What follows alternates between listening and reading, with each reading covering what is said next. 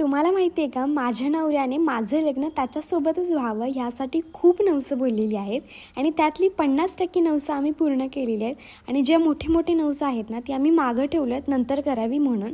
आज पण आम्ही त्यातलंच एक नवस पूर्ण करायला चाललो होतो. त्या देवाचं असं होतं की केली तर जत्रा आताच करायची, कारण की ती वर्षातून एकदाच जत्रा येते, ती म्हणजे गुढीपाडव्याच्या दुसऱ्या दिवशी. आणि आपल्याला जर नाही जमलं तर डायरेक्ट पुढच्या वर्षीच करायचं. वर्षातून एकदाच तुम्हाला वेळ मिळणार आहे जत्रा करायची की नाही.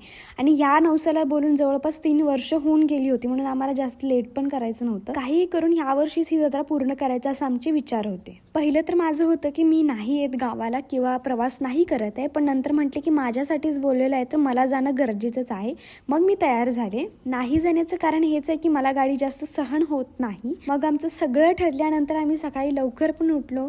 नैवेद्य वगैरे पण बनवायचा होता, त्यानंतर कामं वगैरे आवरून जायचं होतं. लवकर उठून कामावरून आम्ही बरोबर 9च्या दरम्यान निघालो घरातून. ऊन तर एवढं जास्त नाही, इथल्यापेक्षा जास्त गावाकडे आहे, त्यामुळे खूप जास्त डिहायड्रेशन वाटत होतं. आम्ही उन्हाच्या वेळेतच तिथं गावामध्ये पोहोचलो. देवस्थानाच्या ठिकाणावर गेलो. पहिला गावाला नाही गेलो आमच्या. त्यानंतर देवाचं दर्शन वगैरे घेतलं, सगळं आवरलं आणि मग मी बसले जेवायला. मी येताना चिकन बिर्याणी ऑर्डर केली होती, मग तीच मी खाल्ली.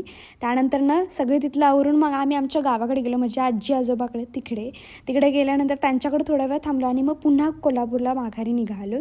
आणि असा होता डे. Okay, bye.